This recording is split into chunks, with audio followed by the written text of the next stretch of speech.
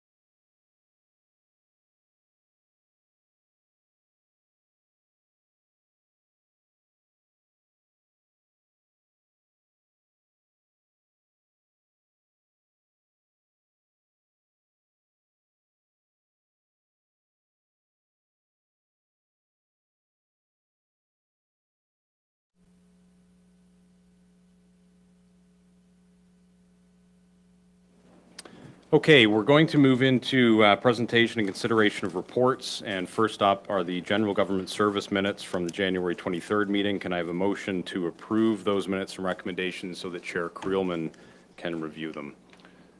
Councillor Garrett, seconded by Councillor Guardhouse. Chair Creelman. Thank you. And this is the meeting of General Government Services held on January 23rd. And the first item on the agenda is the report of the Diversity, Equity, and Inclusion Community Advisory Committee. Any questions on the minutes of that?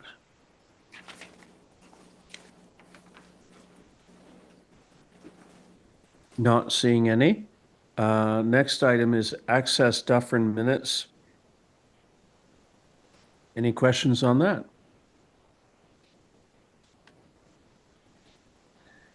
Not seeing any. Next item is the Headwaters Communities in Action 2024 year-end report, and this is a routine report, but not insignificant report that is presented by our Headwaters and Communities in Action group. And Jennifer Payne attended and presented this to us. Any questions?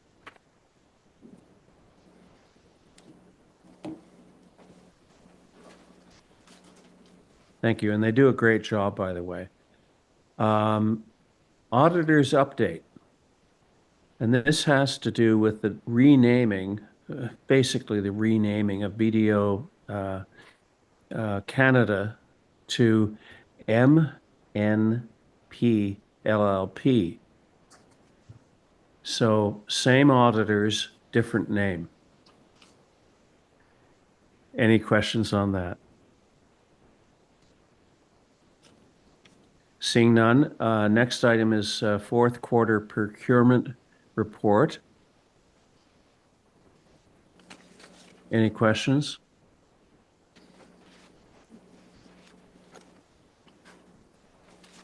Seeing none, we had a report regarding dates of significance and community recognition requests. Any comments, questions on that? Councillor Taylor? Yes, thank you very much, Chair. I was a bit surprised when that came to the group. And let me just start off by saying a sensitive report and not one that I disagreed with the events in particular or the purpose of the events. I just thought it was very odd that as a group, we agreed to approve all of those events when it was clear that many of us in the room didn't know what those events were for or what they were about. So I voted no in principle of the fact that I didn't understand what they were. And where we left it, because I was the lone wolf, is that we would follow back up with HR, and that group would provide information out on the events that I said I'd never heard of before. So I did follow back up. I haven't heard back, but I just think that the group should have an understanding of the events that we're celebrating prior to passing such a thing. And that's why I voted no in committee. And I don't know if everybody else understands what all those events are, but I did not. Chair Creelman, I don't think you can see, but I think I think Rohan would like to say something. Through you, Chair. Go ahead. As per the report indicates that the list that was curated in terms of days of significance or days of recognition, sort of a culmination of three lists that have already been vetted by other organizations. One being Upper Grand School Board, two being the province, and three being the federal government. So I think it's with a high level of a high level of certainty that the dates that are indicated in the days of significance that we're proposing have been vetted. However, happy to provide more information. However, if a little bit more direction could be provided around, is it the entire list of dates that have been provided, or if there are specific ones? If I can jump in there, I think I remember the discussion at the committee. It's not that we issue a proclamation for each and every one of those dates. It's not that we have a flag raising for each and every one of those dates. Like you, Councillor Taylor, there are dates on that list that I've never heard of before either. It's simply a flag to us that these are dates of significance. And I think that it's incumbent upon the individuals, organizations that support those dates to approach us to recognize those dates. That's not to say that everybody will. So, Mr. Chair, if I may, I did follow up with HR and have sent them a note and mentioned the specific ones that I'd like to be educated on, and appreciated their help and time with it. But we haven't closed that loop as of yet. Okay. Rohan? Through you, Chair. There may have been a glitch or so, Councillor Taylor. That email did not come through to me, so my apologies. Not saying that it wasn't sent, just saying that that email did not come to me. The one additional piece that I will add, just for Council's awareness, is that in our equity strategic plan, there were 4 areas of focus in that plan, and in area of focus 4, in particular goal 4.2, that indicates build capacity for understanding, supporting, and respecting difference at the County of Dufferin. There is a very specific action in there that indicates the creation of a days of significance list.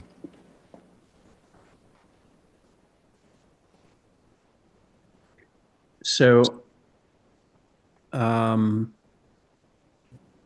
we have 2 choices here, and that is that we don't proceed with this, or maybe we table this part of the motion to follow up.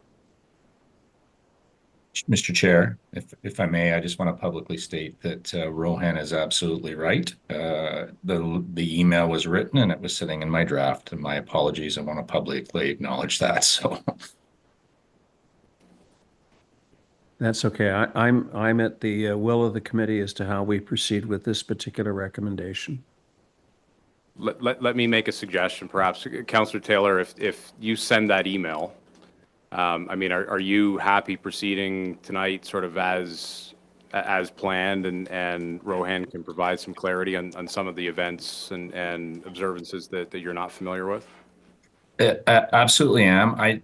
Guys, look, I just want to make it clear. I think if we're going to vote on something, you should understand what you're voting on. And, perhaps if you read through the list, you'd say, Taylor, why didn't you know about these things? I didn't. So I just didn't feel comfortable voting for them. I didn't know them. So either that's shame on me, but I don't want to vote for something I'm not familiar with. That's the only piece. And it wasn't indicative of those groups in any sort of way. And I'm sure that HR will educate me. I appreciate that very much.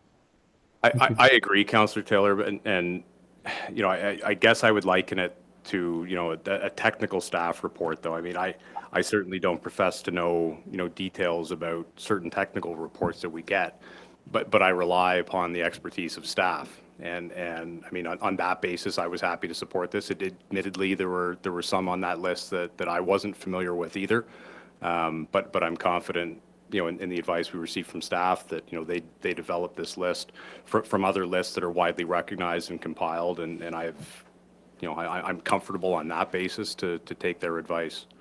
But I understand what you're saying, and that's why I think if we can get some further clarity on some of these that you're not sure of, or if other councillors have questions about certain observances, I'm sure Rohan would be happy to provide some clarity.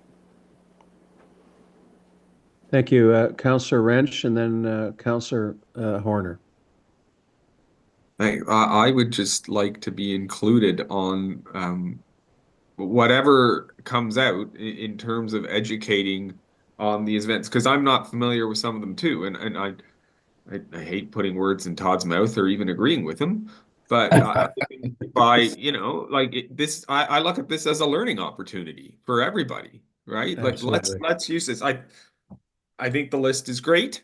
I have no objection to publishing it, but let's learn on every single one of them, because let's not just pick favorites here. Let's just, every time one of these events comes up, let's have a blurb on it and explain to everyone why it's important.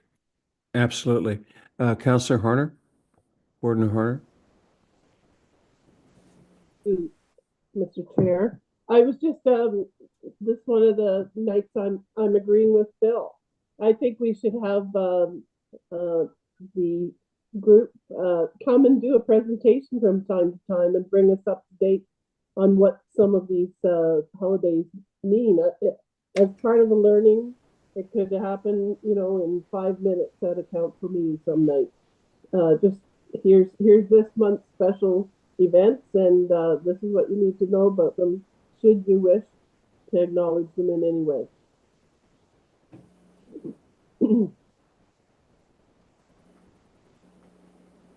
So is it agreed that we, with the exception of the, well, let's get through the rest of the recommendations, but I think there seems to be a consensus that the dates of significance be set aside for further explanation and education.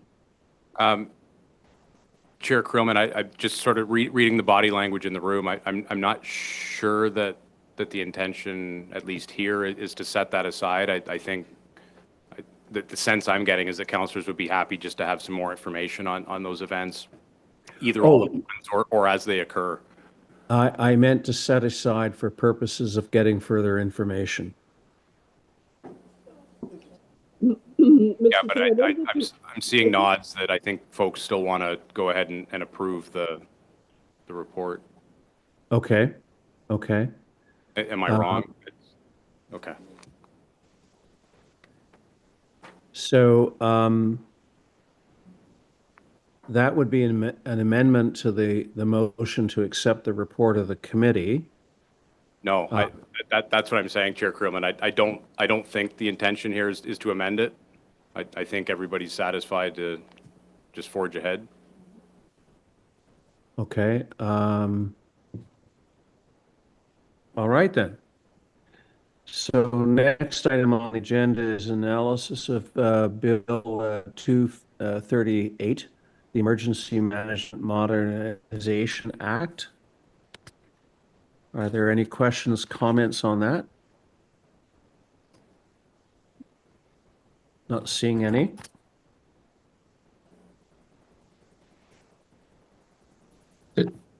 John, may I just? Yes. The overall act I thought was absolutely fine. There was a template, a legal document that was put forth that had, in my mind, questionable things in the document. I asked those questions as we went through the exercise, but I don't know if that document's actually what we're using as a legal template or if it's just a boilerplate template, but should probably understand what that is. And if it is just a boilerplate, are we writing a contract or are we going to leave it the way it is? I see Steve Murphy is with us. Steve, can you help us with this? I think, sorry, I think perhaps, Councillor Taylor, you're talking about the next item. Oh, I could be. I apologize. The mutual assistance agreement. Yeah. Thank Right. you, Acting Warden. We did this at committee, as I recall. We jumped ahead. I think we made the same error. At least we're consistent. Well, the same Correct. guy made the same error. I'm I wasn't going to say that. I did. So moving to the next item, the mutual assistance agreement with the County of Grey. And Todd, I think you had some concerns about this being a boilerplate or breaking new ground. Well, I went through it in detail. There was 5 or 6 things I brought up during the conversation, and I think it came out at the end that it wasn't a real document. It was a boilerplate document, and if that's the case, should we not have the official document? And like if we're putting something legal forward, should it not be written to pertain to that event? Steve, would you like to tackle that? Not to put you on the spot.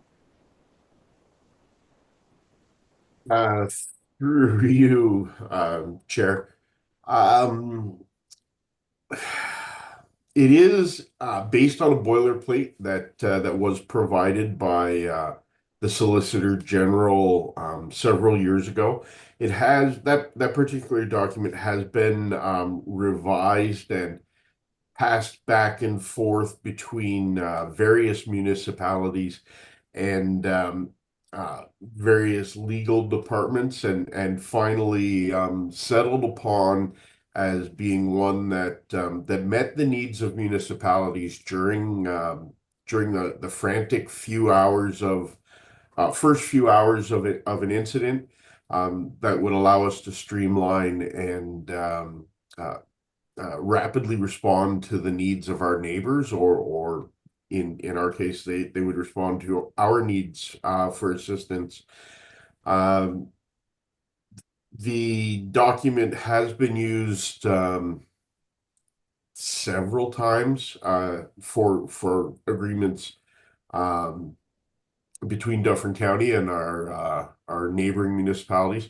It also forms the basis of the agreement between the member municipalities in Dufferin that is written into our emergency response plan.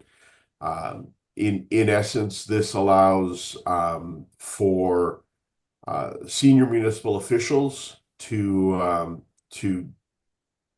arrange for assistance to one another in the most expeditious manner, but at the same point also does not hold us to having to provide assistance.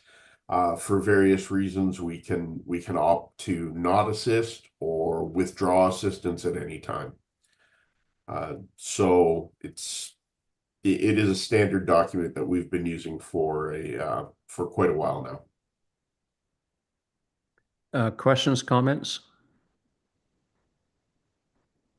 To me, the document brought forward questions that I would have thought we would bring them out in a more black and white way. It's written quite vanilla, sort of grayish, which maybe we're happy with, but I think there was areas of that document that left us questioning who would do what. If we're fine with gray, that's fine, and I don't mean Gray County, I mean gray the color.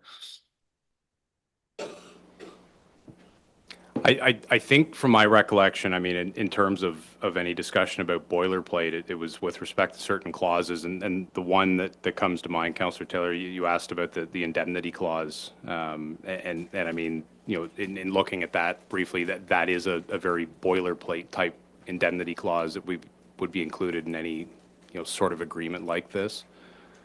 I mean, from my perspective, I'm quite comfortable with this, knowing that this is something that's been used successfully in the past, and I didn't see anything in my mind that would raise any red flags. Okay. Personal opinion. You would have more knowledge than most. Well, I was just going to say that going back in history, the 1985 tornado that hit Grand Valley and northern Dufferin. There were two different separate tornadoes. Did we run into any complications or problems with our neighbors in terms of assistance for those? And my recollection is that we didn't.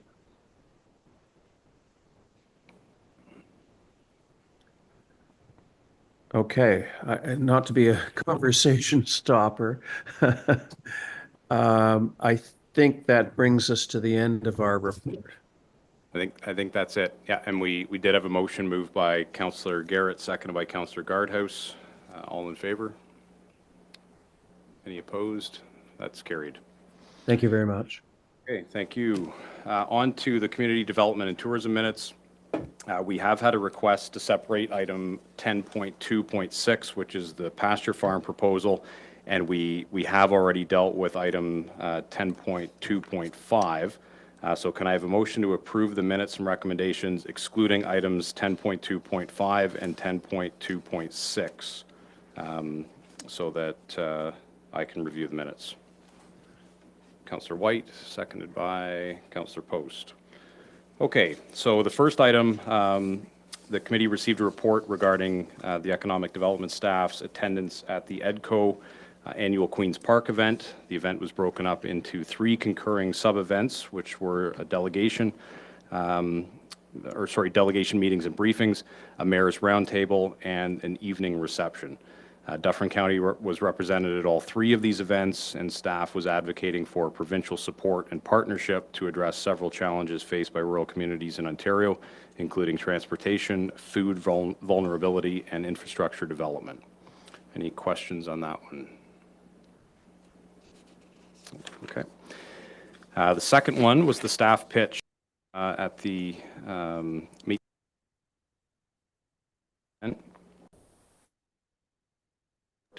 Regarding that event, the county investors at this event highlight key points: location and accessibility, Dufferin's strongest asset, arts and culture is a thriving and growing industry.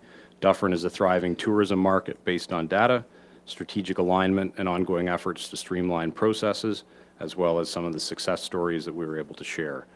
Any questions on that one? Okay. The next report was regarding an award that was received for the Explore Dufferin Investors Guide. This newly launched guide, which I think was left around at our last budget meeting for everybody to see.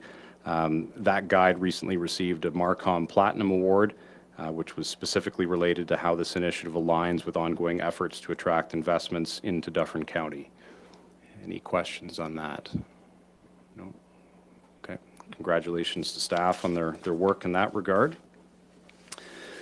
Next, staff reviewed a report regarding changes to the pre-consultation requirements through Bill 185.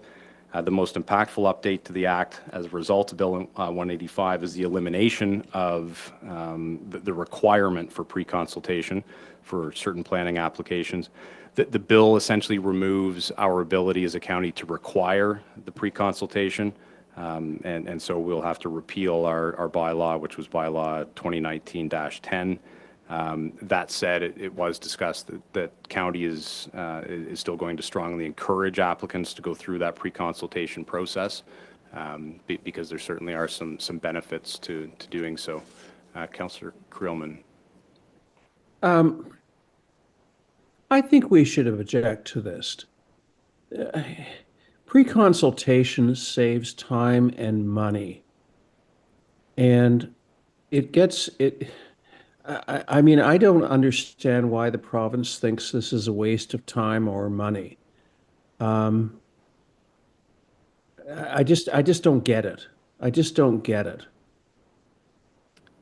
Raj, am I wrong in this? Well, let's hear from Raj. Through you, Chair. So we can't require it legally.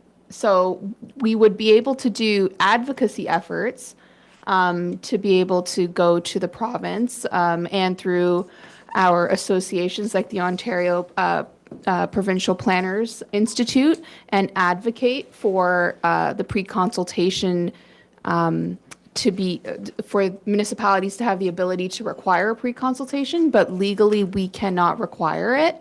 We have in our bylaw that we will bring forward, we will encourage pre-consultation for large development applications, especially. I don't disagree with you. I do think pre-consultations are necessary in that they do avoid delays in applications. So while in principle I agree, we however legally cannot require a pre-consultation. And I understand that, but this harkens back to the days when, and I think it's so true now, where a developer can make an application and not even wait for a municipality to approve or disapprove, and take it to what was then what is now the Ontario Land Tribunal, and not even allow the application to play out locally.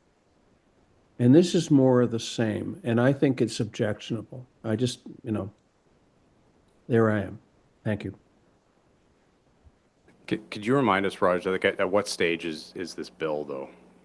Like we're beyond the point where we can realistically object to it. Through you, Chair, yes. This was actually a housekeeping item, so this was brought forward in effect in October of last year. So this was a cleanup item that we needed to do on our end, which is why it's coming to this table so late. But Councillor Krillman, I do want to reiterate that at county planning and at the local level, all of us are in agreement that we will still be encouraging pre-consultations. They are beneficial. We've all found that they're beneficial, and we've actually heard from developers that they want to have pre-consultations. So we are encouraging them. Thank you. That's encouraging to hear. Thank you. Okay. Councillor Nix, did you have something on that? I was just going to support what John says. I think we should require them, but it's too late. Okay. All right. So we dealt with the OLT. Then on to correspondence. So we reviewed some correspondence from the Dufferin Federation of Agriculture regarding continued concerns regarding trespassing on ag properties. This is a discussion that started a few years ago when I was warden with the rural mayors, and essentially at that meeting I thanked the Federation for sort of reminding us of this, and I think we all sort of made a commitment to try to reconvene that group and try to do something in this regard. Next item was a report regarding the repurposing of the senior planner position into a manager of planning position. Given the specific operational requirements and nature of the responsibilities of the planning authority for the county, a managerial position providing strategic oversight and support to a junior planning staff will be significantly beneficial to the functionality of the planning department. Questions on that one? No. Okay. The next item, our chief building official presented information regarding a whole host of recent engagement and education sessions that were provided by building staff. Staff have done a number of community events at Home Hardware, Home Depot, and here at the Edelbrock Center regarding the recent changes to the Ontario Building Code, and seem to get a really good response, both from the community at large as well as from the local building community. Questions? Okay. And I guess that's it, other than the pasture, which we'll deal with separately. Okay. All right. So we have a mover and seconder on that. All in favor? That's carried. Okay. Then on to the pasture issue. Can I have a mover and seconder to approve item number 10.2.6, which is the pasture farm proposal, so that we can discuss that? Moved by Councillor Post, seconded by Councillor White. Okay. So I will go through what was discussed at the committee first, and then we can have a discussion. So I believe Dufferin Federation of Agriculture, or sorry, some representatives of DFA as well as representatives of the Dufferin Gray Community Pasture Organization attended a council meeting in May, I believe it was, to discuss using this property as a secondary community pasture location. So they were back at our committee.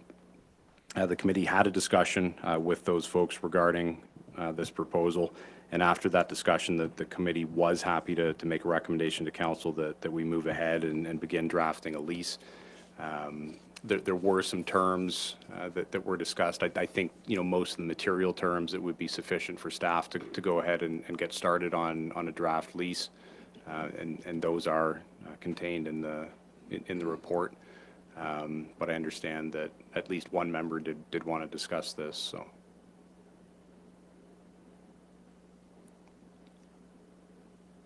Councillor Wrench. And that member was me. Well, so I will start with the first question is, I think the rent is proposed to be the taxes. I'm assuming that's all municipal taxes. And I would just like to know how much the taxes are on those two properties. And I believe we have an answer. I'm not sure who wants to field it. Amy? I can answer that. Because it's municipally owned property, we don't pay taxes on it currently. Okay. But if that property were leased, were taxes would become payable? Yes, they would. And do we know what that amount would be? No, not at this time. Okay. So this would lead to many follow-up questions because I don't think I've ever seen a written presentation from these people. Everything has been delightfully vague. I have no idea who's going to benefit, although apparently everybody is going to benefit. I'm really not sure why, but I will go back to the rent question. Why is this project so important that we would not charge any rent at all for something that is a for-profit exercise? Well, I think the short answer is that there would be rent payable. We just don't know exactly what that amount is. So, I mean, in terms of the language of the lease, I would assume that it would say that, rent would be the equivalent of whatever the taxes are levied on that property in a given year over the course of the term. And could we agree that that rent is going to be fairly negligible? Because I pay, like, I can tell you what I pay on 100 acres worth of land. It's about $1,200 a year. And considering market rent is somewhere in the neighborhood of $250 to $300 an acre, we are giving a massive discount to a group that I don't even know who, other than they're the Dufferin Gray Pasture Committee. I don't know who's going to be putting animals on there. And I don't know if they're even from Dufferin County. I don't know that they're not going to be custom raised heifers. Like I don't know anything, and I don't know that anybody does. There is an organization. So to answer your question as to who is the entity we're dealing with, it is a nonprofit corporation, and it is constituted through a board, which I think is at least loosely affiliated with the province, and there are board members on that. On that board that represent the various areas. So, I mean, this isn't a loose collection of individuals who've just come together, under a moniker. That this is a legal entity that is registered, is recognized, within the province of Ontario. If that makes you feel any better about the folks we're negotiating with. In terms of your other questions, I mean, yeah, that's fair if you want to know where the cattle are coming from. I think the practice, at least in the Grey Dufferin pasture that currently exists, is that anybody putting cattle on that land has to be from one of the two counties.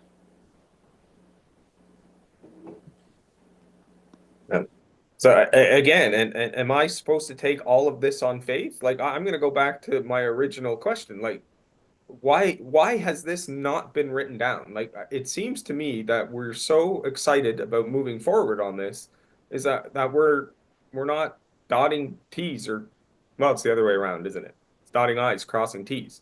Like I have no idea what we're doing. And again, I don't know why we're giving the land away almost for free. Just hold on. I have Councillor Nix here first. I too, when I looked at it, was wondering why we're giving them such a favor, but my question would be, can't we find out what they're paying rent? They have a property already, the Dufferin Grade. They own it. Oh, they own it. So basically, they're just paying the tax on that. Okay, thank you. Councillor Guardhouse. I have a couple of questions. What is that land currently zoned? Does anyone know that? And then from my second question is that obviously there's concerns about just who exactly is Dufferin Gray Pasture Committee and what they're and it's a fair question that we should have a little bit more information. My understanding, it's an organization that's been in place for decades, and and they've been active, and they have a mandate that they follow, but we really haven't seen that. So we'd like to be a little bit more educated on that side of things. So, Amy, do you happen to know how the property's zoned currently? Through you, Chair, yes, I do. It is zoned vacant residential. Okay. Interesting. All how many acres of it? All of it. Okay. Councillor Garretts? Just, yeah, we currently rent at least part of that, I believe, at a rate that I think is higher than what's proposed here. So I have the same concern about rental rates and the lack of a written plan in some form. Like I think we're a little premature in approving this. I also share the concern of charging non-market rates when we have organizations in this building that we're charging market rate to, some including the former hospice Dufferin, that the rent was a large portion of their annual operating, and I think we need to treat all parties fairly. I think market rate is the minimum that we need to start thinking about. In terms of some of the other spin-off benefits, and I'm not advocating one way or the other, but the question was asked. What benefit do we get out of this, if not financial benefit? I would suggest that members go back and watch the video from that meeting, because there was a fairly lengthy discussion as part of their presentation about what some of those benefits would be in terms of soil improvement, carbon sequestration, community education. That there were a whole host of other spin-off benefits which the committee at least thought to be quite attractive. So if members haven't taken the time to watch that, I would highly recommend that. Councillor Creelman. Thank you, Chair, and I agree with you that it's well worth watching the presentation. I just remind Council that 25 years ago, this was identified as a potential mega dump landfill for not only Dufferin County, but probably the city of Toronto. And we came within 5 days of the Ministry of the Environment declaring it as such before the county decided that that was a bad idea. So all I'd say is that the proposal is one of the best proposed uses of this site that I've seen in the 25 years. Okay. Warden Horner. Thank you, Mr. Chair. Just wanted to talk about the rate for a minute. One of the things that this group is going to have to do is put in excess of $200,000 worth of fencing around the property in order for the cattle to be accommodated on that site. They're also going to have to do some replanting grasses and feed there because the land, not all the land is capable of being grazed at this time. So when we talk about, well, we should be charging market rate, there's a lot of other things in this deal. And one of those is an education component that they were offering for the community. So there are some, you can't just say, we got to charge everybody equally. There's a lot of other pieces to this deal that could be coming through that we've got to start to weigh once we see the agreement put together. Councillor Wrench. So to the Warden's point, first of all, they're applying for a grant for the fencing. Let's make that clear. They're thinking they'll probably get almost all of it, if I heard the meeting discussion correctly. Plus, that's the cost of doing business, right? Like if I go rent a farm and I got to push back a fence line or clean something up, I don't get any credit for that from the landowner. The landowner, if I asked him, he'd laugh at my face and rent it to somebody else. So whatever costs they have, that's simply the cost of doing business. As to the other benefits, I've heard these things, but I didn't hear any evidence. Like carbon sequestration, maybe, but is it that much better than no-tilling land? Is it that much better than leaving it fallow and letting it overgrow the way one part of the property is? Nobody showed me any evidence that it is. I heard the piece about education, but I didn't hear any details. This could be a good idea, right? Could emphasis, but I don't have nearly enough information to say that it's going to be and to say that I want to go ahead and sign a 10-year lease agreement with them. I think it's way too premature for that. Councillor White. Yeah, thank you, Chair. How about we just table the item? People can submit their questions to staff, and staff can get some answers on your question if it's relevant. If it's not, then you won't get an answer. And then we can maybe move forward. We're not going to do anything here tonight. We're just going around in circles. Everybody's spinning their tires, and we're getting nowhere. So let's just table it and discuss it next month. Well, there is a motion on the floor, though. Councillor Little, I'll take this last comment. Oh, I think you're muted. If you wanted to table it, then I can hold my comment over for when we discuss it in the future, if you want. Or I was just going to sort of reply to some of the comments that were made about the market rent. Currently, the market rent for this particular piece of property might be close to what they're being asked to pay, because it does require significant improvements. But operating as a pasture and a grassland will create a lot of those improvements and improve the soil health on the particular property. There's quite a bit of water because it's been left fallow for so long. There's a lot of water that's sitting, etc., that needs to be rectified. And the grassland and the pasture land with livestock will help ensure that that happens.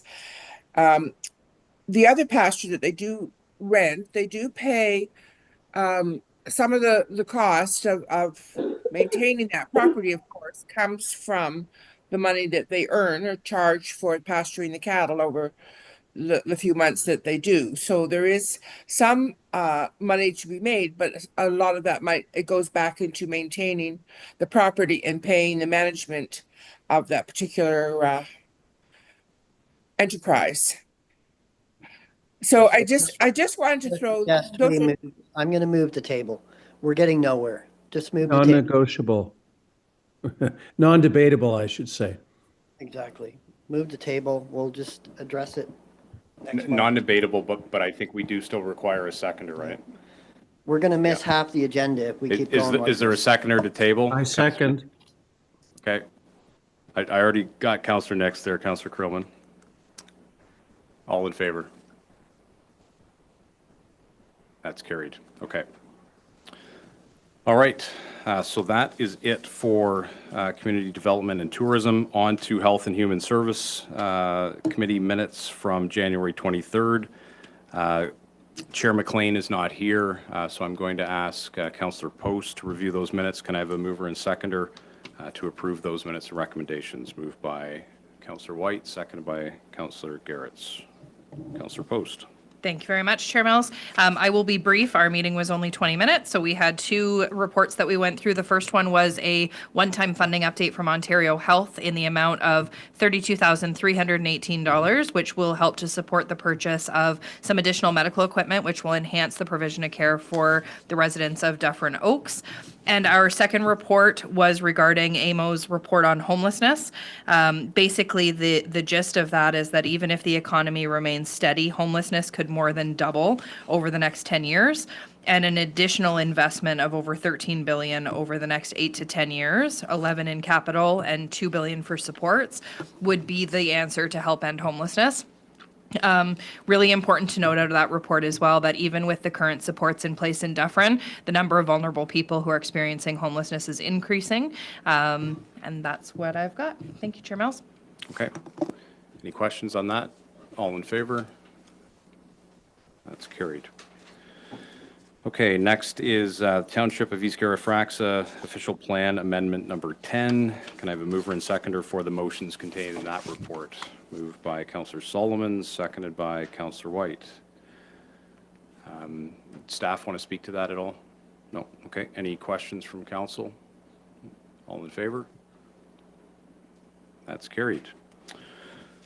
All right. Next is the council and committee meeting structure review. Can I have a mover and seconder for the motions contained in that report? White, seconded by Councillor Nix. Any discussion on this one?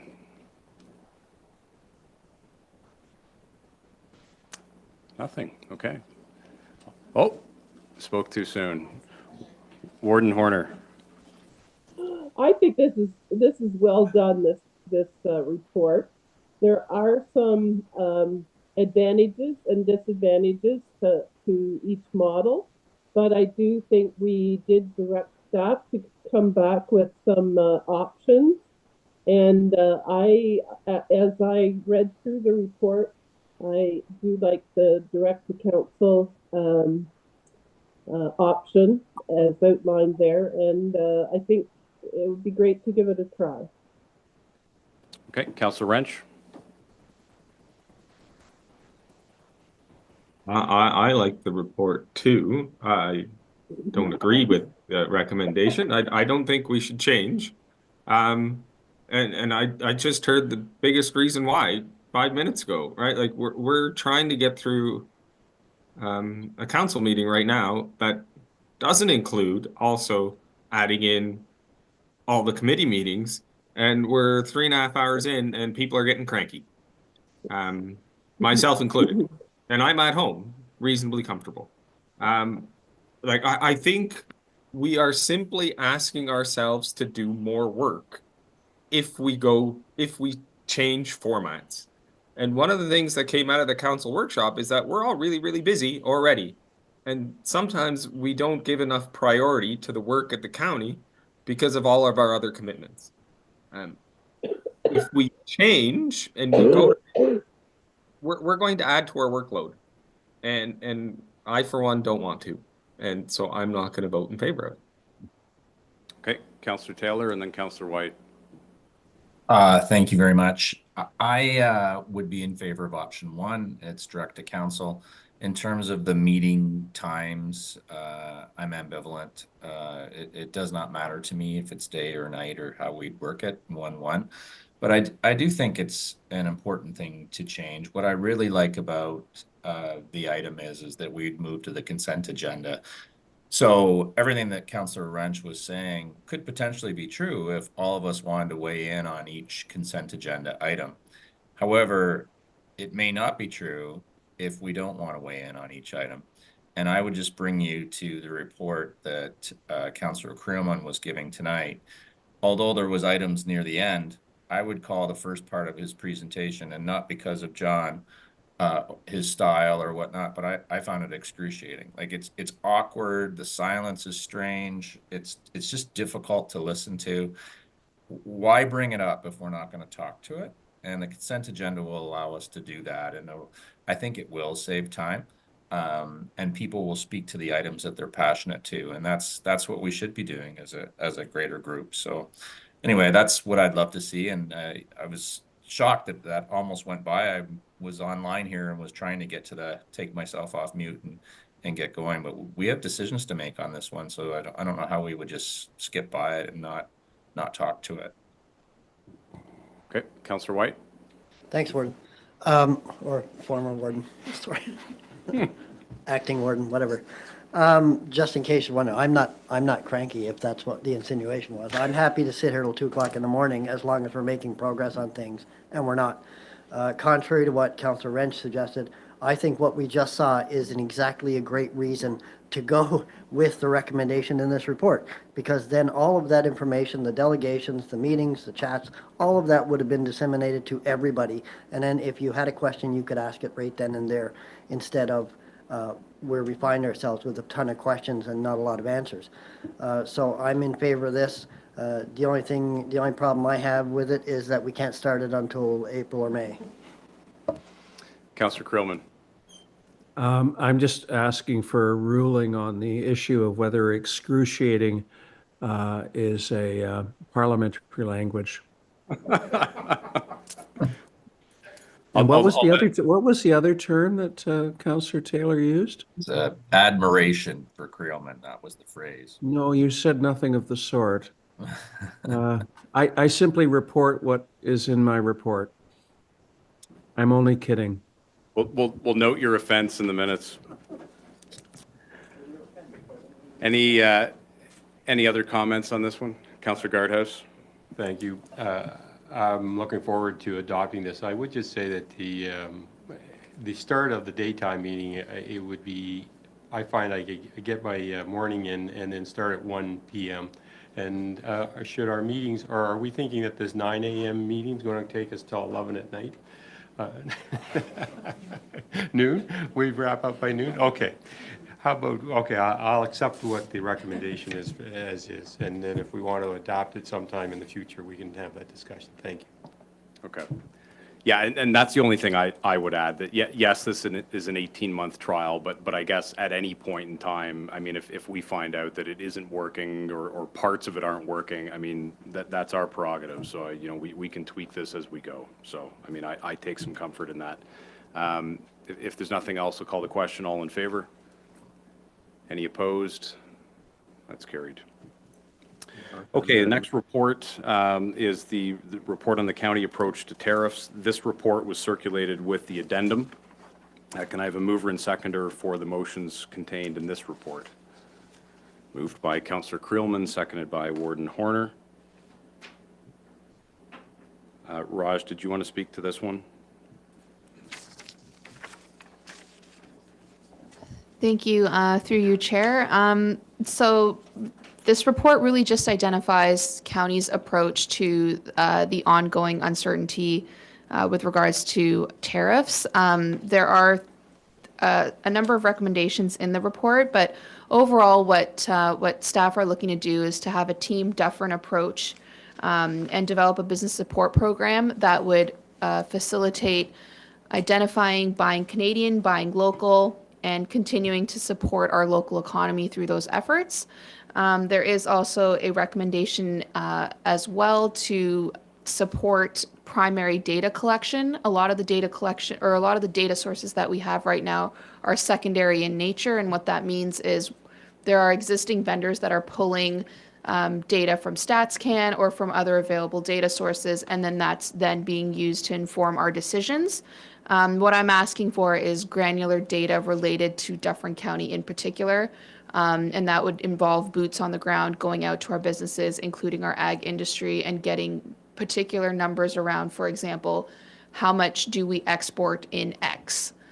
We don't have that information readily available to us, which made our approach to situations like these of economic uncertainty a little bit more challenging in terms of how do we approach this and what would be our best approach given the data that we have available. So overall, it's a Team Dufferin business support program that we're hoping to have available to our businesses, and it would continue on irrespective of sort of what happens with the tariff situation. Okay, thank you. Councillor Nix? I thought everything in it is fine. I just had one thing that made me pause. I don't agree with this labeling things made in Dufferin. I mean, I just think that's too parochial. I'm fine with made in Canada or something, and we support that. But if we start, the beer I like is made in Toronto. I know we make beer here in Dufferin, but I just think we're going too far if we start encouraging people to buy only things made in Dufferin. In fairness, Councillor Nix, I don't think the policy would be to encourage people only to buy things from Dufferin, but it would be to identify items or products or services that originate in Dufferin so that if people do want to support local businesses, then they can easily identify who those are. I mean, obviously, you're not going to get everything you need, including beer, from Dufferin County, but, you know, I for one, you know, yeah, if I'm in a grocery store and can choose between an item that's produced, made, sourced in Dufferin County and one that comes from Toronto, I think I'd be more inclined to support the local business if I knew that. Councillor Wrench? Thanks. Yeah, I'll pick up on the.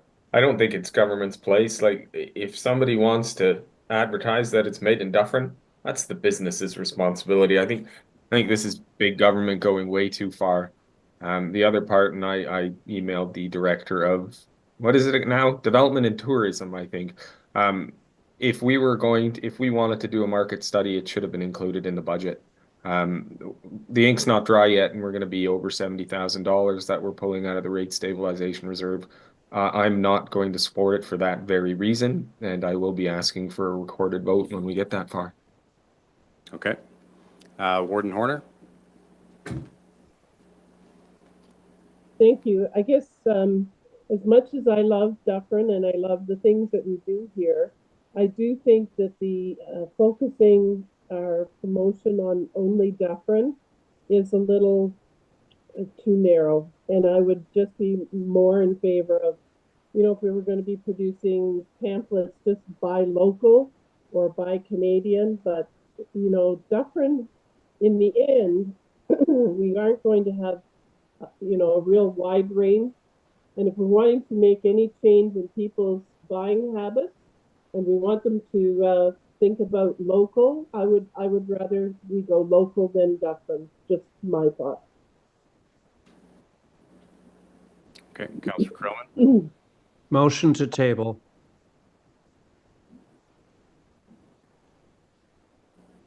Okay. Is there a seconder for that? Seconded by Councillor Little. All in favor? Opposed? That motion's defeated. Okay, and anybody else comments? I do have a question. Okay, Councillor Guardhouse. Thank you. I like the report for sure, but I do feel it's a little premature for us to start to go out here. We've got a threat of potential tariffs, but they have not been implemented yet. They are negotiating. We have the upper tier government that are hard negotiating, and we do not know if they're going to be successful at changing the direction or how much of an effect this is going to have on us. If the tariffs become in effect, then we need to start to go down and collect this information and how it is affecting. Right now, we have a lot of people that it's certainly disrupting our peaceful entity here that we have in Canada for sure. And but it hasn't really affected us overly economically.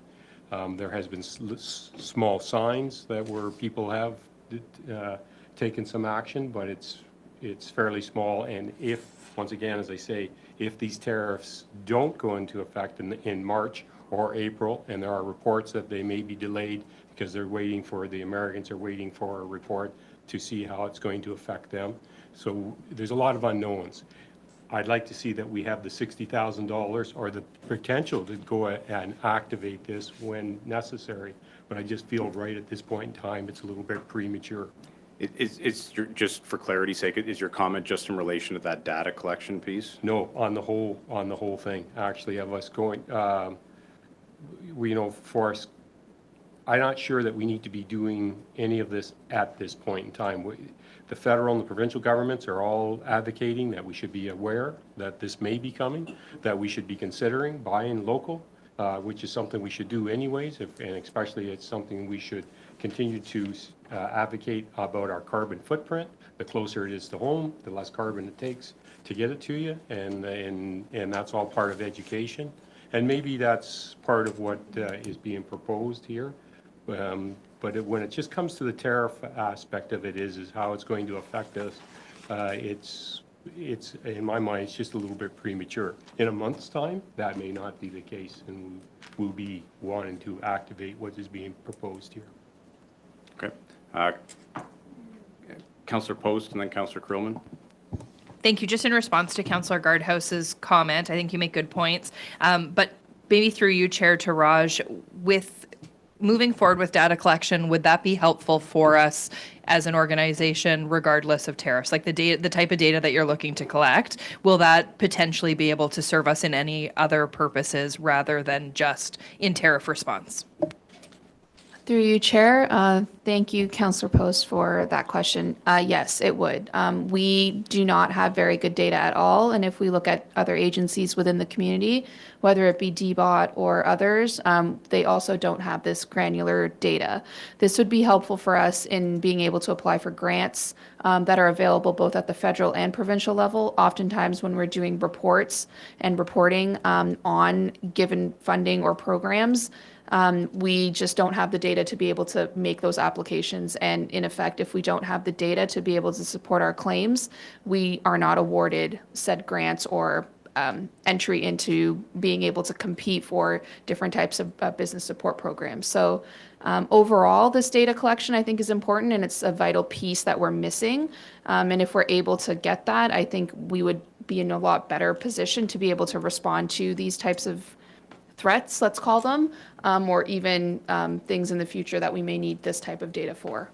Okay. Councillor Krillman. This should be simple. Buy Canadian, period. Buy Canadian, period. And if we can do so locally, even better. Councillor Hall.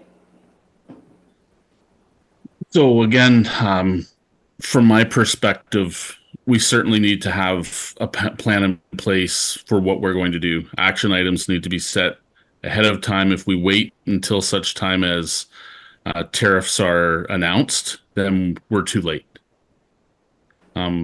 If you look at the timelines that he set, it's pretty clear that it's generally 1 to 2, maybe 4 weeks out.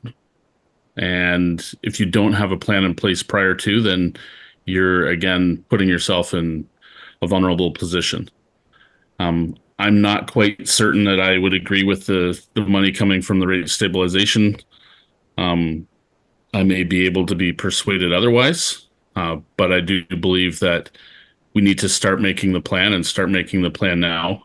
And, you know, the educational portion of buying Canadian doesn't always necessarily resonate through without some sort of, you know, awareness, labeling, and those sorts of things. So certainly I understand that aspect, but again, we need to get the message out. I tend to agree, Councillor Hall, and I think, you know, it is incumbent upon us as a level of government to take a leadership role in this and not simply to sit back and wait and let the province and the feds tackle this fight alone. And in terms of being proactive, I think that is a key element to any strategy, particularly with this particular trading partner right now. I think to sit back and wait for them to make the next move constantly is not going to be in our interest on a national, provincial, or local level. I think we're just going to find ourselves back on our heels constantly if that's our approach. So I mean, I'm fully supportive of this. I think it addresses a lot of concerns, and it shows some leadership on the part of the county, which is nice to see. And specifically in terms of the buy local portion, this does actually address one of the items that was contained in a motion from the town of Shelburne just on Monday night, actually, that passed unanimously.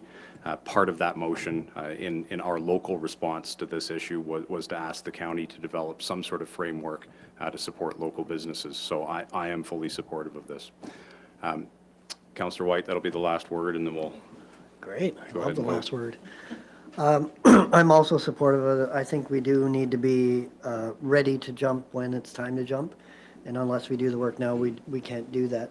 I understand where Councillor Guardhouse is coming from. I don't disagree that there's a lot been said and not a lot done at higher levels of government. I mean, just the announcements alone coming out of the White House are destabilizing enough to the economy that we need to take some action. Just today, an executive order on reciprocal tariffs was signed. And I don't know, one of the big burrs under his saddle is the supply management in dairy. And I mean, what CETA or whatever you want to call it, or USMCA allowed for was only 3% access to the Canadian market of dairy products, mostly consisting of cheese from Wisconsin. But in many other areas, some of the tariffs that we put on their products coming into Canada are as high as 390%. So if that action is taken, if it does come to pass one day, and he could do it in one day, I mean, then we're going to be caught really far behind the 8 ball. So I'd rather be prepared than be waiting. Thanks. Okay. So, I do believe a recorded vote was requested.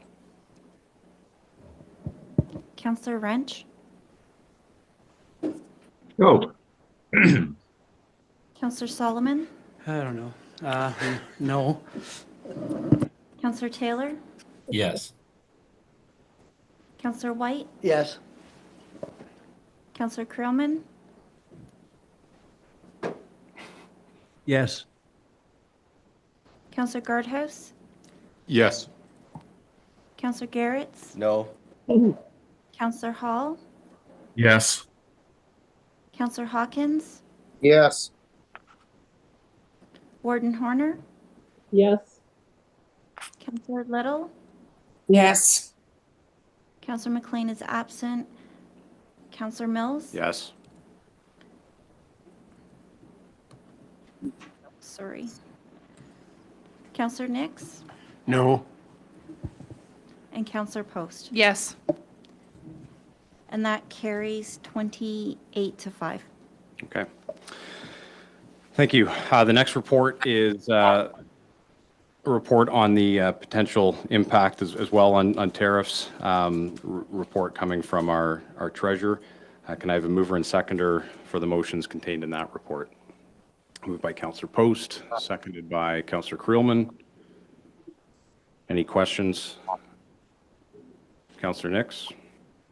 I'm going on memory, and my memory's gradually going to sleep, but is Ontario a signature to the Canada Free Trade Agreement?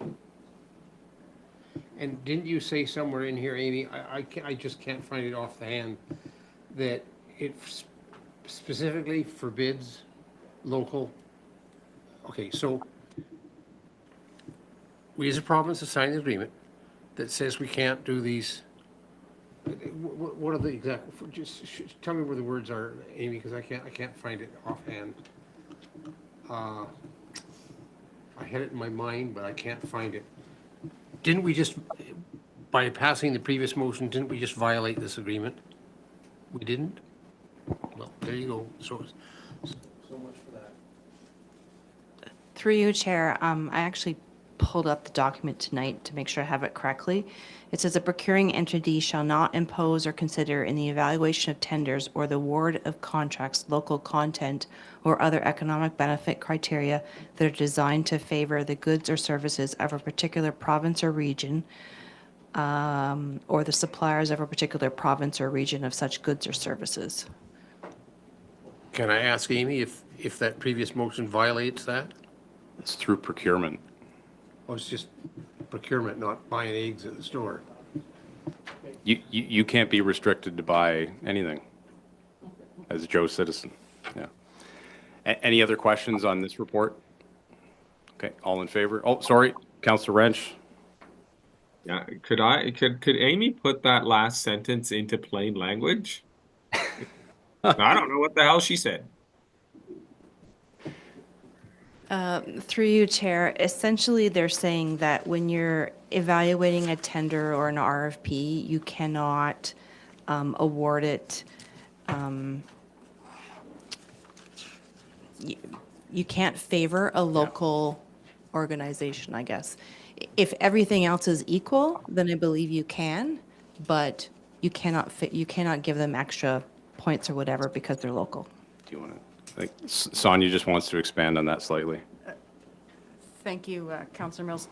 There is a threshold as well. So anything that's below the threshold in that agreement, so in this case for the Canadian Free Trade Agreement, anything below just under $134,000 for goods and services and just under $335,000 for construction. So even though you can't do it for over those amounts, you can do whatever you want pretty much for amounts under that. So you can have preference for things below the threshold.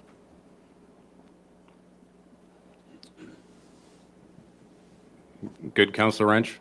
I had one more. Yes, I understand now. That's always helpful. I think Amy referenced not ordering from Amazon anymore was one easy way to maybe buy more local or at least not give money to a big US conglomerate. Just wondering, yeah, how easy it is to get away from Amazon and what sort of the dollar value we're talking here. Through you, Chair, we did look and we spent approximately $60,000 in 2024 with 645 different purchases, from small things to large things. Yeah. Yes. Warden Horner. I'm not sure why we're worried about following the letter of the law when they're not doing so south of the border. Okay, so on that note, I'll call the question. All in favor? Carried. Okay, on to correspondence. Correspondence was received from the Township of Melanchthon with thanks regarding a request to the Ministry of Transportation to initiate a collaborative formal process to study and implement a truck bypass for the town of Shelburne. Councillor White, did you want to add anything to that? I can... No, pretty much speaks for itself. We really like our neighbors in Shelburne, even though they want to run a bunch of trucks down one of our roads. But, you know, good neighbors. As mentioned, that correspondence was received with appreciation, and it came just in advance of our town's delegation with MTO, which if anybody wants an update on that, I would suggest you go back and watch the Town of Shelburne Council meeting. Next, City of Vaughan has sent some correspondence regarding their ask for the province to conduct a feasibility study to buy back the 407 and to institute a one-year pilot project to reduce or remove truck tolls on 407. Warden Horner has requested council consider this correspondence. Councillor Post? We just on Monday night brought forward a motion that was a bit more, well, it was Orangeville focused rather than being so Vaughan focused as theirs was, to give the same principle to supporting the idea of looking at the 407 differently to reduce truck traffic. So we did make it a little more County of Dufferin focused, and I'm happy to bring that forward if you would like. Okay. I'd have to dig through emails to find it quickly though.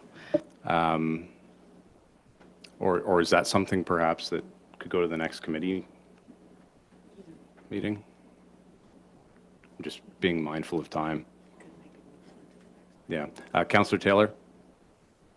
Just ever so quickly, like the idea of buying it back, you know, it's outrageous, right? If there's ways that we can help ourselves and take the pressure off other highways, then yes. But to buy it back, I don't see how we'd ever do that. So as it sits here, I don't know if that's wise.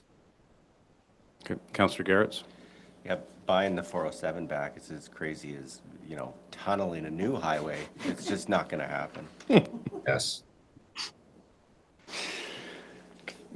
Councillor White, did you have your hand up? Thanks. I would be supportive. I'd like to read the motion that came out of Orangeville. I'd be supportive of looking at 407 in a different vein, potentially with something like, you know, paying for truck tolls or whatnot. But I think the 60 or 80 billion dollars it will likely cost to buy that highway back, that's producing gigantic revenues for a company. I don't think they'd let it go at any kind of bargain basement price, all due respect to Merritt Stiles. I think there's way better ways to spend that money. I don't think buying 407 back is going to have any impact on the way 413 moves forward, County Road or Highway 9. I don't think it's going to change any of that, whether it's province of Ontario's or not. So I'd support, other things, other options. Councillor Post. Thank you very much, Chair Mills. And that's the reason the whole buyback the 407 was why I changed the motion rather than just supporting Vaughn's motion. I do have it here if you'd be okay with me reading it, and I can provide a copy to the clerk. Whereas road safety has been identified as a priority for the town of Orangeville Council staff and residents, and whereas significant increases in truck traffic on Highway 10 have led to safety concerns along the entire corridor from Melanchthon down to the southern point of Caledon, and whereas trucking companies avoid Highway 407 due to its tolls, leading to higher volumes of traffic on other roads and highways, and whereas a pilot project to subsidize truck lanes on Highway 407 would provide valuable insights into the economic and road safety impact of diverting truck traffic to the 407, and therefore be it resolved that the town of Orangeville support the City of Vaughan's recent resolution to request that the province of Ontario implement a one-year pilot program that will subsidize or eliminate tolls for dedicated truck lanes on Highway 407, evaluating the impact on overall transportation efficiency and road safety, and that a copy of the motion be circulated to the Premier, to the Deputy Premier and Dufferin Caledon MPP, to the Minister of Transportation, and to the Mayor of Vaughan, as well as all Dufferin municipalities. So all of you should be getting it soon if you haven't already. Okay, and will that include County of Dufferin? It should have, yeah. It should have come to the County of Dufferin as well, but I can forward it on. I'm just thinking, it seems to be that the intent might be to support a motion like that more than one like the City of Vaughan. So maybe we should wait until we receive that from the town of Orangeville, and then we can just have a motion of support for that. Does that sound okay to everybody? And then Councillor Wrench, did you want to add something? I'm going to borrow a line from one of my favorite members of council and say I'm confused. I don't know what's going on here. I really don't. We seem to be all over the place. So if somebody could explain that to me, that would be very helpful. The long and the short of it is we received a copy of a resolution from the City of Vaughan that spoke to a proposal to buy back the 407. The warden asked that it be included for discussion. Some of the discussion that's taken place is that we should maybe tailor that to have a more localized lens. The town of Orangeville has passed such a motion, and my suggestion was that we wait until the county has received Orangeville's motion, and at that point we could consider supporting that. Very good. Councillor Krillman. Mr. Chair, can I suggest that we consider the Orangeville motion as something that has been moved? I'm prepared to move it if Councillor Post is prepared to allow me to do that. Otherwise, I'd second it in preference to the Vaughan motion. And the only comment I'd make is that, the 407 was sold in order to clean up a deficit for then government that then promptly lost the election. I think that we need to look at creative ways of utilizing the 407 other than the way in which it's currently being used. Okay. Councillor Post, do you want to move a motion of support then for the Town of Orangeville motion? Okay, seconded by Councillor Creelman. Councillor Ranch. I'm confused again because without the motion actually written down, I honestly don't know what we're voting on. So yeah, Okay, Councillor Post just read it. That was why I initially had suggested that we wait until we see it. Would you like her to read it again? No, I would like to read it and think about it. Like I'm with you on this one. It's not going to matter either Well, way. there's a motion on the floor, so if you would prefer to read it, then I guess vote against this motion, and we'll see. Anyways, I'm going to call the question on the motion. All in favor? Any opposed? That's carried. Okay. All right. Delegation requests are open for the Ontario Good Roads Association. Their conference is coming up soon, I believe. Are there any delegations that council would like to bring up there? Councillor Garrett's. Yeah, I'm not sure that Good Roads is going to be an effective place for delegations because it's right after an election. But so we could either do this for Good Roads or maybe AMO. Obviously, the bypass issue again. But then from tonight, maybe we need to advocate for Crime Stoppers. So those are two just off the top of my head. Thanks. Yeah, Good Roads probably isn't the best forum for Crime Stoppers, but Scott, are you going to Good Roads? Oh, I just want you to feel like you had a purpose here tonight. Yes, the plan is to attend Good Roads, yes. I think in terms of the bypass too, quite honestly, AMO's probably the better forum. Anything specifically for Good Roads? Scott, is there anything that you would suggest we bring up? Through you, Chair, and thank you for involving me. No, nothing off the top of my head. Okay. All right. So we can move on from that. Next is a copy of the resolution from the town of Shelburne that I had referenced earlier that was passed on Monday night, which was the town's response to the tariffs. Can I have a mover and seconder to support that, although we sort of already have? But Councillor White, appreciate that. Councillor Guardhouse, second it. All in favor? That's carried. 3.4. Okay, next is some correspondence that we received from Eastern Ontario Wardens Caucus. It was a resolution expressing support for the federal and provincial governments during negotiations with the U.S. on trade tariffs. Can I have a motion to receive?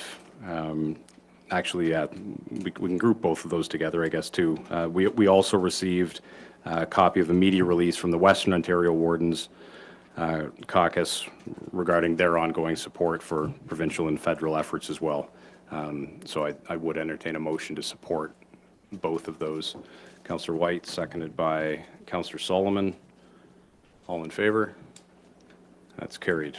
All right, we already covered the second closed session, so that takes us on to notices of motion. Are there any notices of motion for this evening? Scott? Okay, seeing none, there is a motion which Councillor Garrett's brought forward at the January 9th meeting. Is there a seconder for that motion so that we can put it on the floor for discussion? Seconded by Councillor White. Thank you. Councillor Garrett's, would you like to speak to your motion? Yeah. So the County of Dufferin Act is 30 years old. First of all, I don't even understand why we need an act because I searched and there are some counties that have them and some that don't. So that's my first question. And then there's a lot of terms and conditions that are no longer valid. It's old. It needs updating in general. And I think it's a good time to review everything and see what else we want to change. For example, it doesn't sit well with me that the votes are based on the number of electors. I represent all residents of Dufferin County in my municipality, so I think we should discuss that in particular. But really, it's the whole idea is first of all to figure out why we need it and update so that terms like Reeve aren't there anymore. The town of Mono is actually called the town of Mono, and just housekeeping. So, thanks. Okay. I don't disagree that, I mean, it's probably worthy of taking a look at. I mean, in terms of changing the County of Dufferin Act, that may become more of a heavier lift. Councillor Krillman, I understand that you may have some insider knowledge as to how this thing came to be in the first place and how it might ultimately be changed if council decides we would like some changes. Well, it's a private bill. It's not a private member's bill. It's actually called a private bill. And it goes through a committee process at Queen's Park that is bizarre in the extreme. It's maybe worthy of cleanup, but it will not happen overnight. But again, it's a private bill. And at one point, our clerk went to the extreme of trying to get a copy of it, couldn't even find it on a website. So it's bizarre. I need to say no more than that. But yes, it does have some inaccuracy, well, strange things in it. Actually, I think it says that Orangeville has a ward system, if I'm not mistaken. And there is no ward system in Orangeville. So yeah, it should be cleaned up. Councillor Garretts. So good news for Councillor Creelman. You can now find it online at the Osgood Digital Commons at York University. Wonderful, thank you. I can send it out if you'd like. Yeah, why don't you do that? Because I did search a few years ago and couldn't find it online. And I did get a paper copy. And to be honest, I can't remember who gave it to me. But I do still have it in my office. And Sonia said she has a paper copy as well. It was on parchment. Well, just about. So I guess ultimately, I mean, I have no problem supporting this and having the discussion. Ultimately, if council decides that there are certain changes that we think are worthwhile, I mean, just in terms of process, do we send those to our MPP? Councillor Garretts. In light of all this, maybe it's simpler just to ask for staff to come back and figure out the process before we recommend changes. Does that make more sense? Through you, Councillor Mills. We did check with the Ministry of Municipal Affairs, and essentially they told us it is up to us to do all of the legal work required to make this happen. So it would, the steps for this would be for us to engage our lawyers and to have them do it. Okay. Well, I mean, the motion, I guess, simply speaks to putting it on the agenda for the March meeting and having a discussion about it, essentially, right? Okay. Any further discussion on the motion? Councillor Post?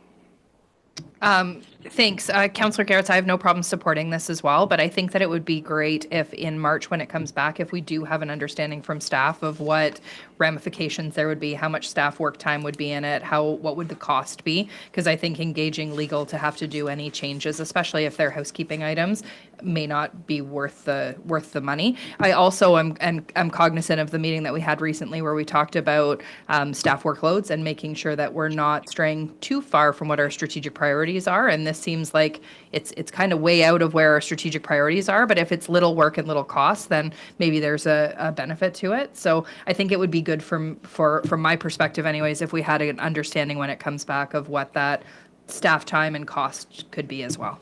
Okay. Councillor Garretts? Yeah, I was hoping it wasn't going to take much time. And you know, one of the things that would be good to know is if really do we need it? And if the easiest thing is to just ask the province to repeal it and we handle everything that's in there in our procedural bylaw, because it really just speaks to representation and the division of the vote, I don't see why we need an act for that we can't, you know, we have no ability to change. So I think in my mind, ideally, the answer from MMAH is, yeah, you guys just send us a request to revoke that act and we can handle everything else on our own. Okay. All right. All in favor of the motion? Any opposed? That's carried. Okay. Warden, could I please get a motion to go past 11 p.m.? Moved by Councillor White, seconded by Councillor Post. All in favor? Any opposed? We're almost there, folks. Okay, can I have a motion for bylaw 2025-06 through 2025-13 inclusive to be read a first, second, and third time and enacted? Councillor Solomon, seconded by Councillor Post. All in favor? That's carried. Any other new business? No. Okay. Confirming bylaw. Can I have a motion for the confirming bylaw, which is bylaw 2025-14, to be read a first, second, and third time? Councillor Solomon, seconded by Councillor Post. All in favor? Carried. Next meeting, next committee meetings will be held on Thursday, February 27th in this room. Infrastructure and Environmental Services at 9, General Government Services at 11, Community Development and Tourism at 1, and Health and Human Services at 3. And our next council meeting will be March 13th, 2025. Can I have a motion to adjourn? Councillor Guardhouse, seconded by Councillor White. All in favor? Carried. Thank you all.